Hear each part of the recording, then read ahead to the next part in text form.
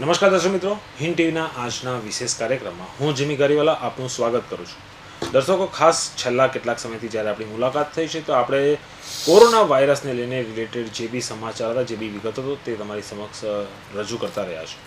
Hind TV અત્યારે જે સમક્ષ જે પ્રશ્નો આવી રહ્યા છે તેમાં મુખ્યત્વે અત્યારનો પ્રશ્ન આવ્યો છે એજ્યુકેશન રિલેટેડ। ખાસ કરીને ગતરોજ ભૂપેન્દ્રસિંહ ચુડાસમા જે શિક્ષણ મંત્રી છે તેમણે જાહેર કર્યું છે કે બાળકોને ભણાવવા જોઈએ, પરંતુ અત્યારે સપ્ટેમ્બર સુધીના એક સમય મર્યાદિત કર્યો છે, ત્યાં સુધીમાં શાળાઓ વાલીઓ પાસેથી ફી ન વસૂલે, જેમની સગવડ હશે તે પ્રમાણે ભરવા માટેને એમને અનુરોધ કર્યો છે। એક સિસ્ટમ બનાવવામાં આવી રહી છે, કારણ કે કોરોના વાયરસની જે સિચ્યુએશન હતી, મહામારીની જે સિચ્યુએશન હતી, તેમાં 68 દિવસથી વધુના દિવસોમાં સતત આપણે લોકડાઉન રહ્યા, બાળકો બી ઘરે રહ્યા। બાળકો આ દિવસ દરમિયાન આપણા ઘરમાં બેસીને ક્યાં ટીવી જોતા હશે, ક્યાં પછી મોબાઈલમાં ગેમ જોતા હશે, ક્યાં પછી યુટ્યુબ પર વ્યસ્ત રહ્યા હશે। પરંતુ હવે આ છૂટછાટ સાથે હવે બાળકોને પણ તેમના શિક્ષણ તરફ આગળ વધારવાનું છે, જેથી એક ઓનલાઈન એજ્યુકેશનની એક પ્રથા, એક પદ્ધતિ શરૂ કરવામાં આવી છે। જોકે આ પદ્ધતિ સામે વાલીઓમાં વિરોધ જોવા મળી રહ્યો છે, અને ખાસ કરીને અત્યારની જે સિસ્ટમ છે તેમાં ફી વસૂલવામાં આવી રહી હોવાની અને વાલીઓ પર દબાણ આપવામાં આવી રહ્યું હોય, કેટલીક સ્કૂલો દ્વારા આ પ્રવૃત્તિ થઈ રહી હોવાના આક્ષેપો સાથે વિરોધ કરવામાં આવી રહ્યો છે। ત્યારે આપણી સાથે આ જ વિષય પર ચર્ચા કરવા માટે વાલીઓમાંથી જે અત્યારે આગેવાની કરી રહ્યા છે તેમાં જીતેન્દ્રભાઈ સુરાના આપણી સાથે ઉપસ્થિત છે, અને સાથે એજ્યુકેશન સતત અભ્યાસ કરતા વિમલભાઈ સોની પણ આપણી સાથે ઉપસ્થિત છે। તો જીતેન્દ્રભાઈ, ખાસ અત્યારે જે एजुकेशन के ऑनलाइन के रिगार्डिंग जो भी प्रश्न चल रहे हैं उसमें क्या आपकी मांग है और क्या प्रॉब्लम आपको दिख रहा है? मैं ऑनलाइन एजुकेशन का विरोधी नहीं हूँ।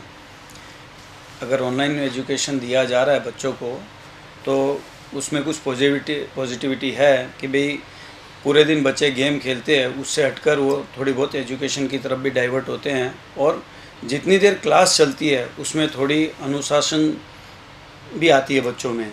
लेकिन मैं स्कूलों की तरफ से इसको मैं एक तरह का स्कैम मानता हूँ कि वो सिर्फ अपनी फ़ीस वसूलने के लिए ऑनलाइन एजुकेशन न दे। फ़ीस आज उनको जो चार्ज करनी पड़ रही है वो उतनी ही करनी चाहिए जितने उनकी एक्सपेंसेस हो, क्योंकि उन्हें पता है कि आज 3 महीने से हम एक महामारी के दौरान से गुज़र रहे हैं, और 3 महीने से हमारी व्यापारी भाइयों की सबकी दुकानें बंद है, जहाँ पे इनकम का कोई सोर्स नहीं है, सिर्फ आउटगोइंग है। तो जब इस तरह की स्थिति हो गई है जहाँ पे राशन की भी तकलीफ़ आ रही है कुछ फैमिली को, क्योंकि काफ़ी लोग मुझसे जुड़े हुए हैं और उनके फ़ोन आते रहते हैं, उनका काफ़ी दबाव है कि जितेंद्र भाई कुछ करिए जिससे हमें 2-3 महीने की फ़ीस में रिलैक्सेशन मिले। लेकिन मैं एक चीज़ देख रहा हूँ कि शिक्षा मंत्री आते हैं और सिर्फ बयानबाजी करके चले जाते हैं, लेकिन उनके मुँह से कभी अपने अभिभावकों या उनके हम वोटर्स हैं, हमने उन्हें शिक्षा मंत्री बनाया है, तो उन्होंने कहीं पे भी हमारी तरफ अपना संवेदनशीलता कहीं दिखाई नहीं है, बल्कि जो भी स्टेटमेंट होता है वो एक पॉलिटिकली होता है, और वो पूरा का पूरा स्कूलों को या स्कूल के संचालकों को उनको ही फेवर कर रहा है।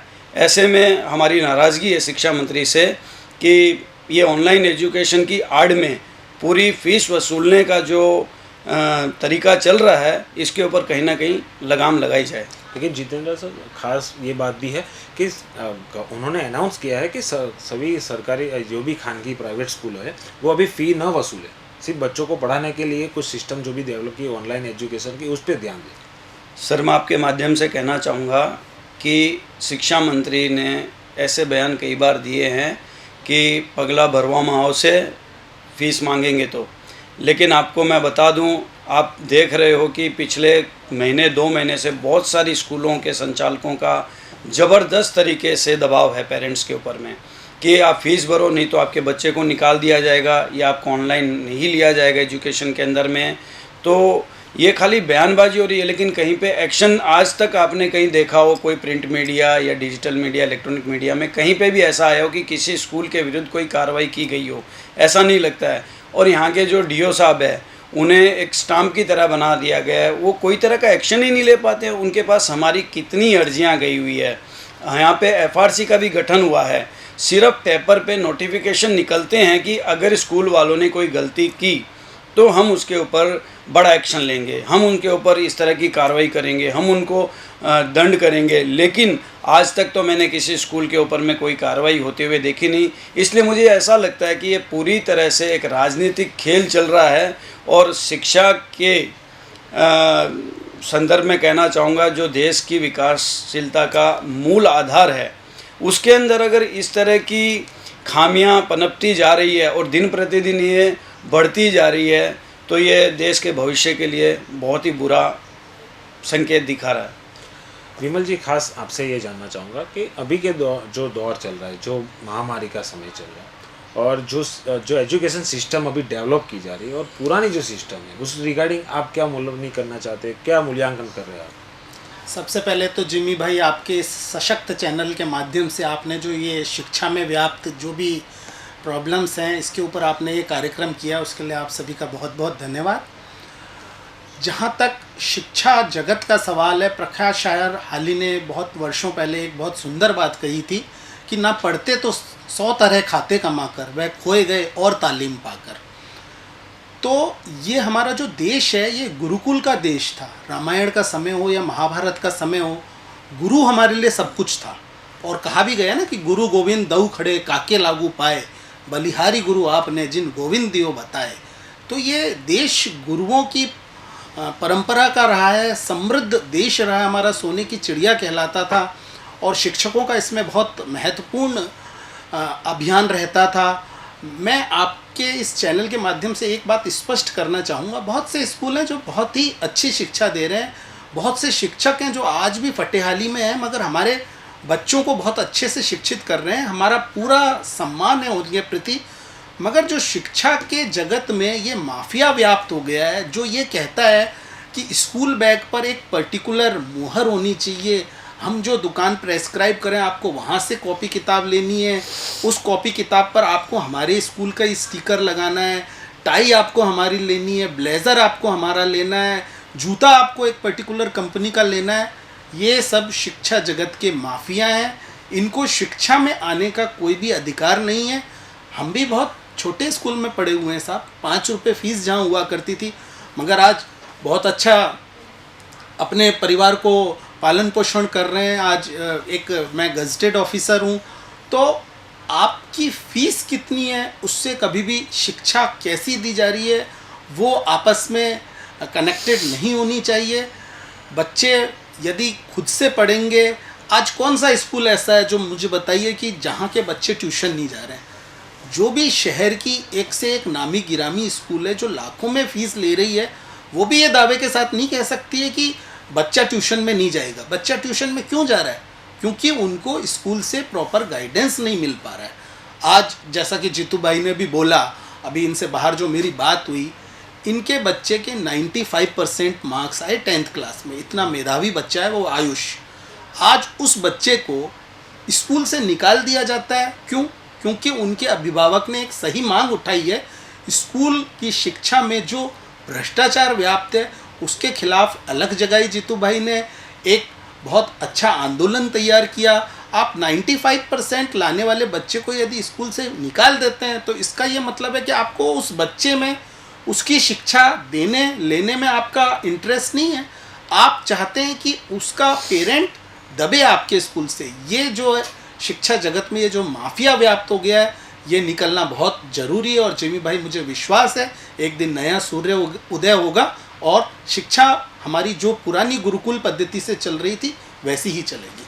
विमल जी, आप स्कूल के रिगार्डिंग जो बात कर रहे हैं वो व्यापारीकरण के तरफ आप जी चिन्ह दे रहे हैं।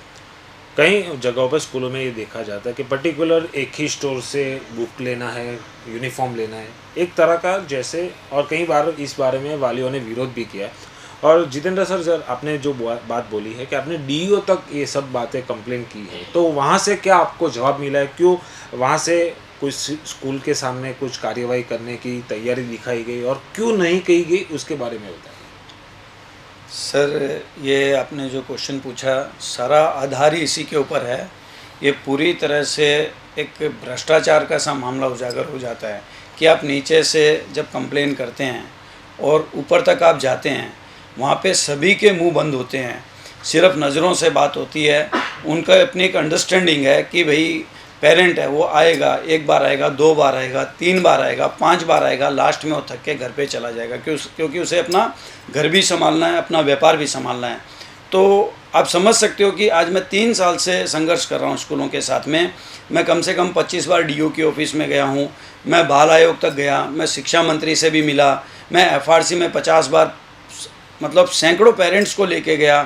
आपके टीवी चैनल्स और मीडिया के माध्यम से मैंने बहुत सारी आवाज़ उठाई और मेरी आवाज़ पूरे गुजरात तक पहुंची।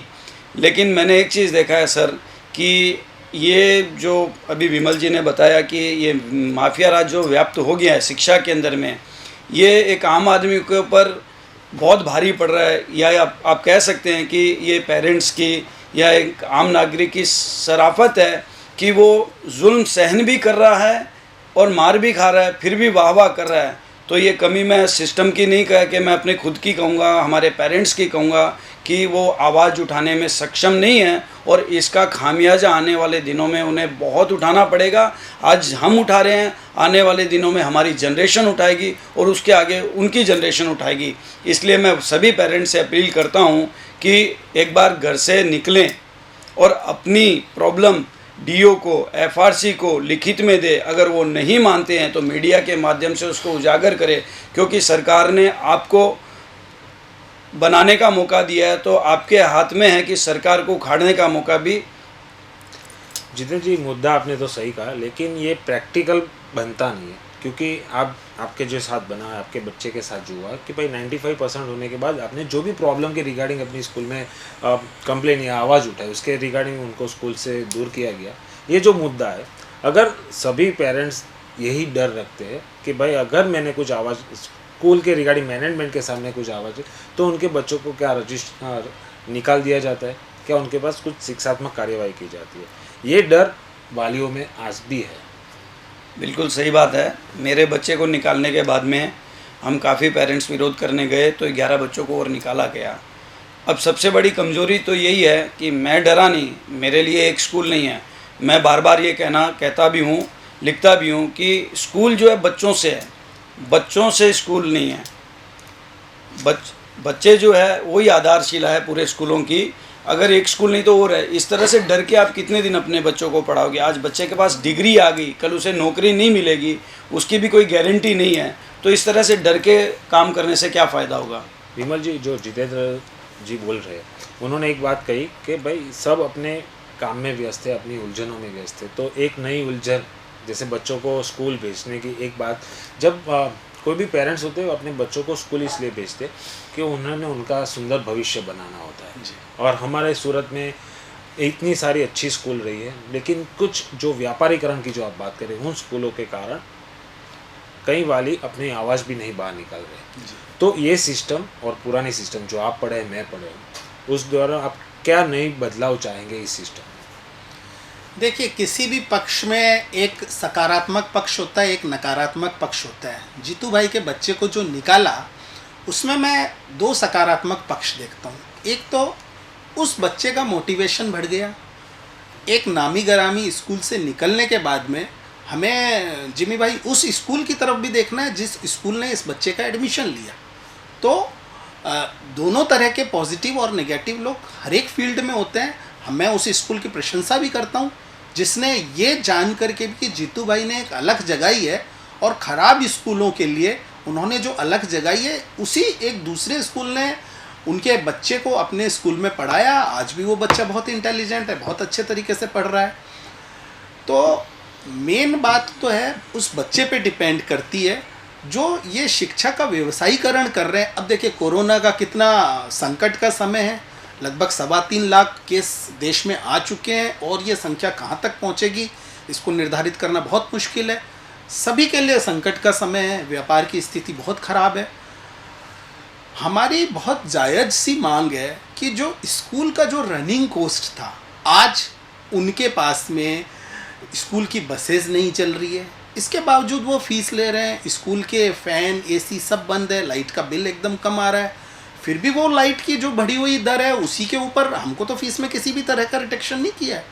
तो हमारी बहुत जायज़ सी मांग है कि जो रनिंग कॉस्ट था, कम से कम उसको रिड्यूस किया जाए। स्कूल के पास एक रिजर्व फंड बहुत बड़ा करोड़ों का फंड रहता है, और स्कूल को तो कई तरह की छूट भी है, और उन्होंने बहुत लीज पर ली हुई है कई जगह लैंड्स, वहाँ पर उनको इनकम टैक्स में कई जगह बेनिफिट है, कोई भी तरह का जीएसटी किसी भी एजुकेशनल इंस्टीट्यूट पर नहीं है।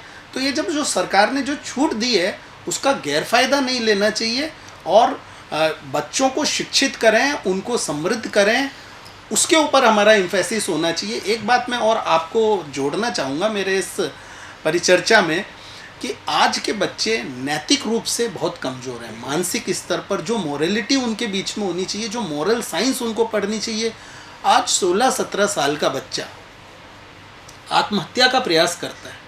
वो पबजी और दूसरे गेम्स में इतना ज़्यादा इन्वॉल्व हो गया है। मेरा तो स्कूल से ये आग्रह है कि उनकी नैतिक शिक्षा मजबूत करनी चाहिए। ये जो टीन एजेस होती है ना, 13, 14 से लेके 18, 19 तक, ये टीन एजेस बोला जाता है।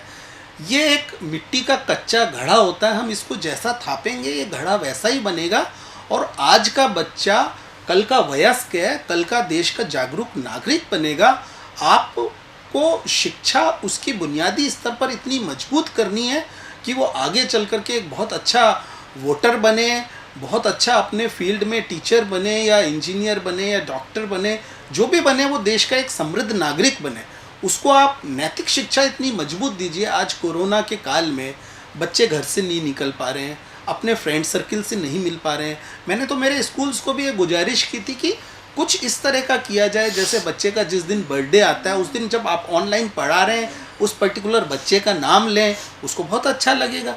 आपको कुछ ना कुछ इनोवेटिव करना है, कुछ ना कुछ सकारात्मकता देनी है, ताकि आप इस देश की बुनियाद को मजबूत कर सकें।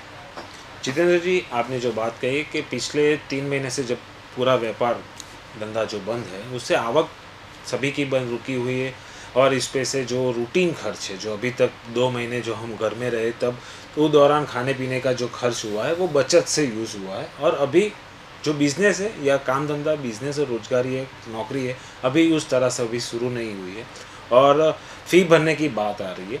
तो आप क्या डिमांड करना चाहते हैं वालियों इस मुद्दे पे? ऑनलाइन एजुकेशन का एक तरफ विरोध भी हो रहा है, और फ़ी रिगार्डिंग क्योंकि स्कूल को भी खर्चा आ रहा है।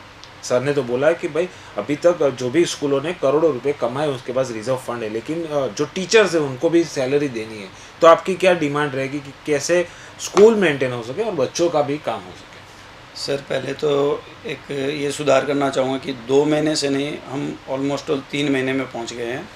3 महीने से हम घर पे बैठ के खा रहे हैं, जो हमारे पास था उसको जमा किया हुआ हम धीरे धीरे खा रहे हैं। दूसरी बात, स्कूल खुलेआम डोनेशन ले रही थी, सबको पता है, तो उसके पास ह्यूज रिजर्व फंड है, और जो फीस भी ले रही है अगर आप अकाउंटेबिलिटी करेंगे उसकी, क्योंकि इनकी बैलेंस शीट सार्वजनिक नहीं होती है, और आप अगर डिमांड भी करेंगे कहीं से निकालने की तो भी आपको नहीं मिलेगी। उसका एक बहुत बड़ा रीज़न है कि जिसका कॉस्ट 25,000 रुपया पर स्टूडेंट है, वो स्कूल 1-1 लाख रुपया ले रही है, तो अपनी बैलेंस शीट शो कैसे करेगी, क्योंकि वो 4 गुना पैसा कर रही है। तो आप समझ सकते हैं कि आज अगर पूरे साल की फ़ीस भी माफ़ कर दी जाए तो भी स्कूलों को कोई फ़र्क नहीं पड़ेगा, लेकिन इनके व्यावसायिक सोच में इतना एक आर्थिक पैसे को लेके ये बन पड़ा है कि इनके लिए कहीं पे मानवता जैसी कोई चीज़ नहीं बची है। तो आपके माध्यम से जिमी भाई मैं ये मेरी बात रखना चाहता हूँ, और मैं सभी स्कूल संचालकों से, साथ में शिक्षा मंत्री और जितने भी सरकारी अधिकारी हैं उनसे मैं रिक्वेस्ट करना चाहता हूं कि हम पेरेंट्स, हम व्यापारी भाइयों की मदद करें, हमें समझे। हम ही टैक्स भर के चलाने वाले हैं, हमारे टैक्स से ही आप सरकारी अधिकारियों की सैलरी होती है, और आज हम ही जोखिम में आ गए हैं। हमारे खुद के अस्तित्व पे भी एक क्वेश्चन मार्क आ चुका है। आपको सही बताऊं तो 3 महीने से तो हम घर से खा रहे हैं, और जो हमारी क्रेडिट मार्केट में है, जिसके ऊपर भी कोई कानूनी ऐसा कोई शिकंजा नहीं है, कोई एकदम तटस्थ कानून नहीं है कि हमारे जो पैसे मार्केट में डूब जाते हैं उसको हम निकलवा पाएँ।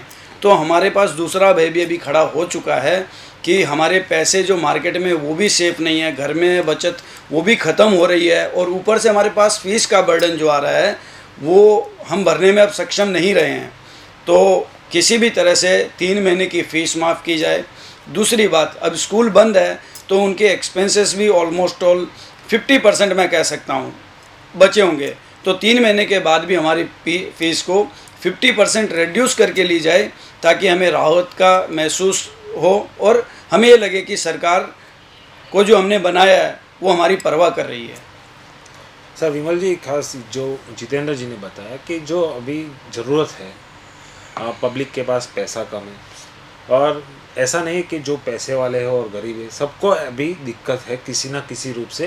ये कोरोना महामारी के कारण दिक्कतें आ रही है, और जैसे सिस्टम है लॉकडाउन के बाद की जो छूट छाट दी गई है और एजुकेशन पे एक नया अध्याय शुरू कर रहे हैं कि ऑनलाइन एजुकेशन, उसको आप कैसे देख रहे हैं? क्या स्कूलों को इस बारे में क्या करना चाहिए कि जिससे सही तरीके से एजुकेशन भी प्राप्त हो और कोई मसला भी ना खड़ा हो? एकदम ठीक बात बोली है जिमी भाई आपने। जीतू भाई ने भी अपने बातों में एक मनुष्यता की, मानवता की बात की थी। तो मुझे इस परिप्रेक्ष्य में राष्ट्रकवि मैथिली शरण गुप्त जी की कुछ पंक्तियां याद आ रही है कि विचार लो कि मरते हो न मृत्यु से डरो, कभी मरो परंतु यूं मरो कि याद तो करें सभी, हुई न यूं सु मृत्यु तो वृथा मरे वृथा जिए, मरा नहीं वही कि जो जिया ना आपके लिए, यही पशु प्रवृत्ति है कि आप ही चरे, वही मनुष्य है कि जो मनुष्य के लिए मरे। ये मानवता अब स्कूल वालों को दिखानी है, जैसा कि मैंने पहले भी बोला। और स्वाभाविक सी बात है, इतना बड़ा स्कूल है, इंस्टीट्यूट लेकर के बैठे हैं और एजुकेशन का दोहन कर रहे हैं। जिस प्रकार से तेल का दोहन किया जाता है ना ज़मीन के अंदर से, ये एक संकट का समय है, सभी के लिए संकट का समय है। आपने ऑनलाइन एजुकेशन इंट्रोड्यूस की, अधिकांश अभिभावकों ने इसको खुले मन से स्वीकार किया। देखिए, परिवर्तन प्रकृति का नियम है। आज तकनीक का समावेश होना जरूरी है। ऑनलाइन एजुकेशन का हम स्वागत करते हैं, लेकिन साथ ही हमको ये देखना होगा कि उसमें व्यवसायीकरण ना करें। हमारे ग्रुप्स में कई लोग लिखते हैं कि स्कूल वाले छोटे छोटे जूनियर केजी और फर्स्ट सेकंड क्लास के बच्चों को ऑनलाइन फुटबॉल सिखा रहे हैं, वॉलीबॉल सिखा रहे हैं, ऑनलाइन स्विमिंग सिखा रहे हैं, योगा सिखा रहे हैं, स्केटिंग सिखा रहे हैं। ये बात बिल्कुल भी गले से नीचे नहीं उतरती, ये हास्यास्पद है। जूनियर केजी के बच्चे कैसे स्विमिंग करेगा ऑनलाइन देख करके? बहुत समझ से परे इन लोगों ने तमाशा बना दिया है, व्यवसाय बना दिया है इस स्कूल को। साथ ही मैं तो बहुत आशावादी व्यक्ति हूँ। मैंने ये भी देखा है कई स्कूल्स ने आगे से लिखा है कि हमने 3 महीने की फ़ीस माफ़ कर दी है और आगे की फ़ीस भी हम रिड्यूस दरों पर लेंगे। ये एक उदाहरण होना चाहिए, और यदि ये उदाहरणों से बड़े नामी गिरामी स्कूल नहीं सीखेंगे तो निश्चित रूप से उनकी साख कम होती जा रही है और दिनों दिन और कम होती जाएगी। ये कुदरत ने हमको एक ऐसा समय दिया है कोरोना में, जिसमें कि आपने जो चीज़ें नहीं सोची थी वो चीज़ें सब होने जा रही है। धीरे धीरे ऑनलाइन एजुकेशन का हो सकता है महत्व इतना बढ़ जाए कि इन स्कूल का एग्जिस्टेंस ही खतरे में आ जाए। तो ये चीज़ों के सिग्नल को आप समझिए। देश का नागरिक बहुत जागरूक है और ये तो बड़े से बड़े सिंहासन खाली कर देते हैं। सिंहासन खाली करो कि जनता आती है। दिनकर जी ने बहुत सालों पहले बोल दी थी ये बात। तो जनता की शक्ति सबसे बड़ी शक्ति है, इसका सम्मान आपको करना ही होगा। जितेंद्र जी, बीच में जो गुजरात गवर्नमेंट ने एक स्कूल फीस के रिगार्डिंग स्लैब तय किया था, उसमें भी कहाँ पहुँचे? अभी तक वो लागू हुआ है? और वो आंदोलन आपने छेड़ा था, वो कौन से स्तर पे है और वो इम्प्लीमेंट कैसे हो सकता है? जब ये आंदोलन शुरू हुआ था फीस को लेके, उसके बाद सभी परिस्थितियों को देखते हुए सरकार ने एफआरसी का गठन किया था, फीस रेगुलेटरी कमेटी को। तो उसके अंदर में 5 अधिकारी को तैनात किया गया था कि वो समीक्षा करे सभी स्कूलों के अकाउंट की, और वो कितना प्रॉफिट मेकिंग है, ट्रस्ट के नाम पे वो किस तरह से चल रही है, इन सब की समीक्षा करने के बाद में उस स्कूल की फ़ीस को तय करे। आज इस बात को पूरे 3 साल से अधिक हो गए हैं। बड़े दिखावे के बाद, बड़े आंदोलन के बाद, बहुत विद्रोह के बाद में एफआरसी ने थोड़ा स्टेप लिया और कुछ स्कूलों की फ़ीस को निर्धारित किया, लेकिन उनको ये छूट दे दी गई कि आप रिवीजन कमेटी में जा सकते हो। तो ये भी एक तरह का गुंडा खेल चल रहा है कि भाई पेरेंट तो वहीं का वहीं रह गया, उसको तो कोई राहत नहीं मिली है, लेकिन स्कूलों को एक पेरेंट्स की भावनाओं को आहत करने के लिए एफआरसी ने एक उनको मौका दिया कि आप गांधीनगर जाके रिवीजन में कर लो। और कुछ स्कूलों की फ़ीस कम भी की गई है, ये भी मैं सराहनीय कदम कहूँगा एफआरसी का कि कुछ स्कूलों का फ़ीस कम किया गया, किंतु उसके बावजूद हमें पूरी फ़ीस भरनी पड़ रही है, उसमें हमें कंसेक्शन कहीं पे कुछ नहीं मिल रहा है। और हम जब एफआरसी में जाते हैं कंप्लेन लेके कि ये फ़ीस आपने 50,000 तय की है लेकिन स्कूल वाले 80,000 मांग रहे हैं, तो उनके ऊपर कोई तरह का दंड नहीं उठाया जा रहा है, कोई कड़ा कदम नहीं लिया जा रहा है उसके ऊपर में। तो कुल मिला के पूरी की पूरी पोल पट्टी चल रही है। खाली इस पूरे प्रकरण में मैं कहूँगा 3 साल के प्रकरण में हम मूर्ख ही बने हैं, हमने अपनी एनर्जी को वेस्ट किया है, लेकिन हमें रिज़ल्ट कहीं से कुछ नहीं मिला है। और इस 3 साल के दरमियान हमारे शिक्षा मंत्री श्री भूपेंद्र सिंह जी चुड़ासमा ने अपने स्टेटमेंट 10 बार बदल लिए हैं। तो ये भी एक निंदात्मक कार्य है कि आप शिक्षा मंत्री के पद पे हैं, इतना बड़ा गरिमामय पद आपको जनता ने दिया है और आप हर कुछ समय के बाद में आप स्टेटमेंट बदल देते हो और जनता उसका भुगतान भी कर रही है। तो अभी तक तो हम कहीं पे नहीं पहुंचे हैं और हर साल वृद्धि भी हो रही है फ़ीस में, ये भी मैं बता रहा हूं। जहां पे उनके ऑर्डर्स में था कि 3 साल तक फ़ीस की वृद्धि भी नहीं होगी, उसको भी दरकिनार करके स्कूल अपने हिसाब से चल रही है। लेकिन मुझे ये नहीं समझ में आता है कि सरकार के हाथ में सब कुछ है। उसने एक झटके में नोटबंदी ला दी, एक झटके में उन्होंने जीएसटी को लागू कर दिया। तो ऐसी कौन सी चीज़ है जो शिक्षा के अंदर में वो अपना कोई कड़ा नियम नहीं ले पा रही है, स्कूलों को नहीं रोक पा रही है, एक माफिया राज चल रहा है, उसके ऊपर लगाम क्यों नहीं कसी जा रही है? इसके लिए चिंता हो रही है हमें कि हम किस तरफ बढ़ रहे हैं और बच्चों का भविष्य किस तरफ जा रहा है। विमल जी, आप इस रिगार्डिंग क्या कहना चाहेंगे? ऐसा है जिम्मी भाई, मेरा तो आपसे निवेदन है, ये जो चर्चा हो रही है अभी एक पक्ष की हो रही है, पेरेंट्स की तरफ से। मैं तो एक खुला आमंत्रण देता हूँ, निमंत्रण देता हूँ, आप सबको बुलाइए, स्कूल वालों को भी बुलाइए, जो शहर के नामी गिरामी स्कूल वाले हैं उनको बुलाइए। हम उनसे खुले मन से चर्चा करने के लिए तैयार हैं कि आखिर क्या कारण है कि वो फ़ीस कम नहीं कर पा रहे हैं। और यदि आप अपनी फ़ीस को जस्टिफाइड करने की पोजीशन में होने चाहिए, आप इतने ट्रांसपेरेंट होने चाहिए कि आपके जो भी आपके पास डाटाज हैं उसको सार्वजनिक करिए। हम बताएंगे कहाँ पर क्या है। अभी सारी चीज़ें आपको पता है। कई स्कूल्स ऐसे हैं जो टीचर्स को ऑन पेपर 40,000 सैलरी बोलते हैं और देते एक्चुअली 20,000 ही हैं। ये सब चीज़ों का तो पर्दाफाश होना चाहिए। मैं अपने बच्चे की कंप्लीट फ़ीस भर रहा हूँ, सालों से भर रहा हूँ और आगे भी भरने के लिए तैयार हूँ, मगर जो पैसा मैं दे रहा हूँ उसका हिसाब किताब तो आपको देने के लिए कोई आपके मन में कोई भी किसी भी तरह का असमंजस नहीं होना चाहिए। तो शिक्षा बहुत अच्छी चीज़ है और शिक्षा में मेरा विचार है उन्हीं लोगों को जुड़ना चाहिए जो मन से शिक्षा देने के लिए तैयार हैं, जो धन से शिक्षा दे रहे हैं, जो शिक्षा को भिक्षा के रूप में परिवर्तित करना चाहते हैं। मेरे विचार से उनके लिए समाज में कहीं भी जगह नहीं होनी चाहिए। ऐसे लोगों का निश्चित रूप से पर्दाफाश होना चाहिए। और जीतू भाई ने बहुत अच्छी मुहिम उठाई है और कई वर्षों से ये संघर्षरत हैं। मैं तो इनके और आप जैसे जो हमारे मित्र हैं उनके लिए ये बोलना चाहता हूँ कि देखकर बाधाएं विविध, बाधा ही थी ना, बच्चे को स्कूल से निकाल दिया, इससे बड़ा क्या होगा। उसका मानसिक स्तर कितना खराब होता है कि देखकर बाधाएं विविध, बहुविघ्न घबराते नहीं, रह भरोसे भाग के, दुख भोग पछताते नहीं, काम कितना ही कठिन हो किंतु उकताते नहीं, भीड़ में चंचल बने जो वीर दिखलाते नहीं, हो गए एक आन में उनके बुरे दिन भी भले, सब जगह सब काल में वे ही मिले फूले फले। जी ज़रूर, आपने बहुत अच्छी बात कही कि आगे बढ़ना है, सबको आगे बढ़ना है।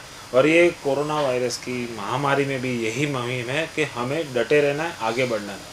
लेकिन जितेंद्र जी, आपने जो एफआरसी की बात की, उसमें एफआरसी के द्वारा कुछ ना कुछ जो भी स्कूल है जो नीति नियम से नहीं चल रही, उनके सामने कुछ एक्शन लिया गया है? आपने कौन से स्तर पे रजूआत की और उनका क्या रिजल्ट आया? एफआरसी हमें भी क्लियर नहीं करती है, पेरेंट्स को भी। और जो अकाउंट्स स्कूलों के आ रहे हैं उसके अंदर मैं आपको एक बहुत बड़ी खामी बता रहा हूँ। जो गवर्नमेंट ने रूल निकाला था 15,000, 25,000, 27,000 का, उसके अंदर फर्स्ट स्टैंडर्ड से लेकर 10th स्टैंडर्ड तक का ही सिर्फ उन्होंने 12th स्टैंडर्ड तक का ही उन्होंने कहा कि भाई स्ट्रक्चर तैयार किया जाए। अब आपको मैं बहुत बड़ी इसके अंदर एक लूप होल है वो आपको उजागर करना चाहूँगा आपके माध्यम से। जूनियर, सीनियर, प्राइमरी ये सब स्कूलों का जो इनकम होता है उसको कहीं पे दिखाया ही नहीं जा रहा है और उसके ऊपर में एफआरसी मुंह बंद करके बैठी है। क्यों भाई? उसके अंदर भी तो आपके पैसे आ रहे हैं, उसकी इनकम कहाँ जा रही है, और उसी बेस को लेके आप फीस स्ट्रक्चर तैयार कर रहे हो। तो जो फीस तय की गई है, ज़रूर 10,000, 15,000, 20,000, कहीं पे 25,000 भी कम की गई है कई स्कूलों की, तो वो और भी कम हो सकती है। तो यहाँ कहीं ना कहीं अड़चन आ रही है, और कहीं ना कहीं अंदर खाने ऐसा लगता है कि इन लोगों की भी मिली भगती है आपस में। मैं आपके माध्यम से आरोप नहीं लगा रहा हूँ, क्योंकि ये सार्वजनिक नहीं कर रहे हैं, इसलिए हमें ऐसी आशंका हो रही है। तो इन्हें इस बात का संज्ञान लेना चाहिए, और ऊपर गवर्नमेंट जो हमारे मुख्यमंत्री हैं, जो वाहवाही लेने के लिए हमेशा बाहर निकल पड़ते हैं, हमारे विधायक गण हैं, हमारे एमपी साहब है कि देखो हमारी सरकार ने आप लोगों के लिए ये किया वो किया, लेकिन ये सिर्फ पेपर पे, बैनर्स पे और टीवी के माध्यम से, मीडिया के माध्यम से ये प्रचार का माध्यम बना रखा है, लेकिन हकीकत कुछ हो रही है। अभी तक हमें किसी तरह का कोई लाभ नहीं मिला है पेरेंट्स को, बल्कि हमें हर साल कुछ ना कुछ फीस बढ़ा के दी जा रही है स्कूल की तरफ से, और हमें पे करनी पड़ रही है। तो मेरे हिसाब से आपके माध्यम से अगर बात पहुंचती है तो अभी भी समय है, 3 साल का हिसाब किताब किया जाए और पेरेंट्स को राहत दी जाए।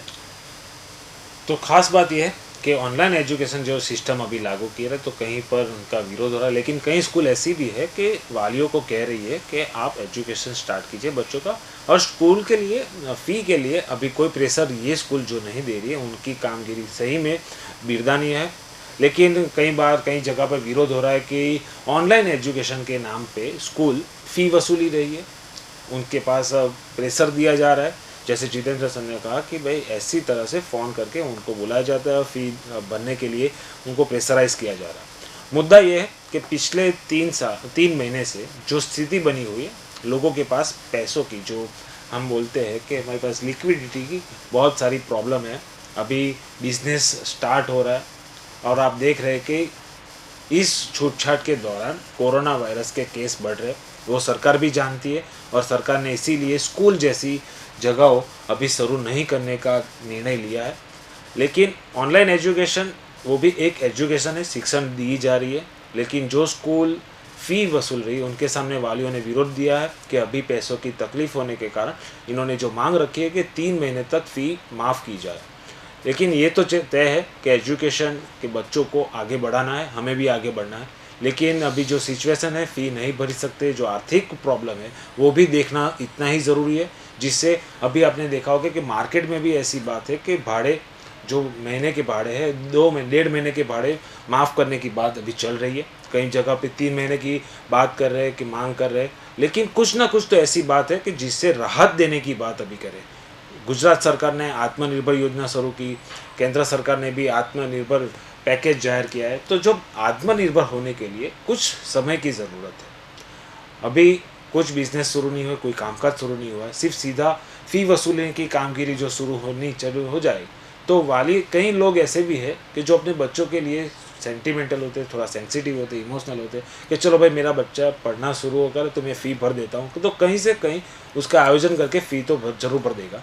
लेकिन कई जगह पे कई वालिए अभी कमज़ोर पड़ रहे, पेरेंट्स इतनी सक्षमता नहीं है कि वो फ़ी भर सके। तो इस दौरान स्कूल प्रशासन, जो जिला शिक्षण अधिकारी है, जो स्थानिक बोर्ड है और सरकार इस बारे में कुछ सोचे। जो ज़रूरी है, बच्चों की शिक्षा ज़रूरी है, लेकिन साथ में साथ अभी की सिचुएशन में पैसों ना होने की वजह से पर मुश्किलें ज़्यादातर भुगत रहे लोग। तब ये भी मुद्दा ध्यान रखते हुए एजुकेशन रिगार्डिंग कुछ रास्ता निकले, जिससे बच्चे भी पढ़े और वालियों को भी अपना जो अभी समय है वो निकाल सके। आखिर में आप जो भी मैसेज देना चाहे हमारे दर्शकों को दे सकते हैं, विमल जी। देखिए, मेरा तो ऐसा मानना है, जैसा मैंने पहले कहा, हमारी शिक्षा की बहुत गौरवशाली परंपरा रही है। गुरुकुल का देश रहा। हमारे गुरु वशिष्ठ, वेदव्यास और द्रोणाचार्य, कृपाचार्य जैसे गुरुगण थे, जिसकी वजह से हमारा देश तब सोने की चिड़िया था। लॉर्ड मैकाले की ये शिक्षा पद्धति समाप्त होनी चाहिए।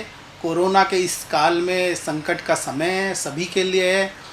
अभिभावकों को ज़रूर एक संदेश देना चाहूँगा, जो स्कूल बस के नाम पर जो फीस ले रहे हैं, स्कूल बस को इमीडिएट इफ़ेक्ट से बंद कर दीजिए, क्योंकि कल तो माननीय शिक्षा मंत्री का भी ये बयान आया है कि 15 अगस्त तक स्कूल वैसे भी शुरू नहीं होगी, और आगे कब तक शुरू हो पाएगी इसके बारे में भी एक अनिश्चितता है। ये स्कूल बस में तो बच्चों को भेजना बहुत रिस्की काम है। बसेस का एकदम बाइकआउट करिए, बिल्कुल लिख करके दीजिए, उनको मेल करिए, बसेस बंद करवाइए, कार पूलिंग का सिस्टम रखिए। अपना स्वास्थ्य अपने हाथ में है, ये सुरक्षा हमको करनी पड़ेगी। कार पूलिंग का सिस्टम रखिए, स्कूल बस को कंप्लीट बंद करिए। स्कूल के जो संचालक हैं उनसे भी बहुत विनम्र अनुरोध है, बारंबार अनुरोध है। शिक्षा बहुत ही प्राइमरी चीज़ है, बहुत ही गौरव का विषय है। इसको कृपया करके एजुकेशन माफिया के हाथ में ना जाने दें, शिक्षा का व्यवसायीकरण ना करें। स्कूल केवल वही लोग चलाएं जिनके मन में वाकई अच्छी भावना है हमारे बच्चों को जागृत करने की, हमारे देश को मजबूत करने में आपका बहुत योगदान रहने वाला है। इसलिए आपसे बारंबार निवेदन है, कृपया अभिभावकों को सर्वोपरि समझें और इस संकट के समय में इस स्कूल फीस को ज़रूर माफ़ करें। जितेंद्र जी, आखिर में शॉर्ट में अपना मैसेज दे दीजिए। मैं सरकार और शिक्षा मंत्री से गुहार करना चाहता हूं, और जो शिक्षा अधिकारी है इस क्षेत्र से जुड़े हुए हैं, जो शब्द उन्होंने कहे हैं, अभी उन्होंने 2 दिन पहले स्टेटमेंट दिया है कि ट्यूशन फीस से ज़्यादा कुछ न लिया जाए। मैं चाहता हूं खाली इतना सा करके भी अगर शिक्षा मंत्री दिखा देंगे तो भी हमारे अभिभावकगण जो भी हैं वो सब खुश होंगे आपके इस फैसले से। लेकिन ये बातें सिर्फ आपकी कागज़ पे न रह जाए, इसका इम्प्लीमेंटेशन हो, और यहाँ का डीओ ईमानदारी से अपनी अपनी कर्तव्य काम की कर्तव्य हाँ काम कर्तव्य है वो अपना ईमानदारी से कर्तव्य निभाए, और यहाँ की एफआरसी भी अपना कर्तव्य ईमानदारी से निभाए, तो हमें लगता है अभिभावकों को बड़ी राहत होगी। धन्यवाद। तो सही में ये बात है, जरूर थी कि अपने पेरेंट्स लोग अभी जो भी दलील है उन्होंने रखी है। मुद्दा यही है कि अभी की सिचुएशन में राहत दी जाए। हर जगह से हर मांग उठ रही है, मार्केट से राहत की मांग उठी है, और इस तरफ से पेरेंट्स लोग भी अपनी स्कूल फ़ी के रिगार्डिंग अपनी कुछ बात रखी है। और अभी जो जितेंद्र जी ने कहा कि आखिर में कि सिर्फ ट्यूशन फ़ी ली जाए, यानी कि जो शिक्षा दी जा रही है, जो भणतर दिया जा रहा है, उस रिगार्डिंग ही अभी जो फ़ी वसूली जाए, तो जिससे वालियों पर कोई आर्थिक प्रेशर ना हो। लेकिन अभी जो ऑनलाइन एजुकेशन के नाम पे फ़ी वसूली जा रही है, जो मुद्दा उठा है, वो सबसे गंभीर मुद्दा है, क्योंकि ये जो दौरान है, जो समय है, वो बहुत मुश्किल समय हम कह सकते हैं। उस समय में कुछ मानवता की जो बात हुई है, उस मानवता का अभिगम रखते हुए भी ये निर्णय लिया जाए कि जिससे परिवार, बच्चे और स्कूल और शिक्षक एक साथ जुड़े रहे और उनका भी विकास हो सके। तो धन्यवाद। ये कार्यक्रम यहीं समाप्त करते हैं। नए कार्यक्रम में फिर से मिलेंगे, तब सबके लिए जय हिंद।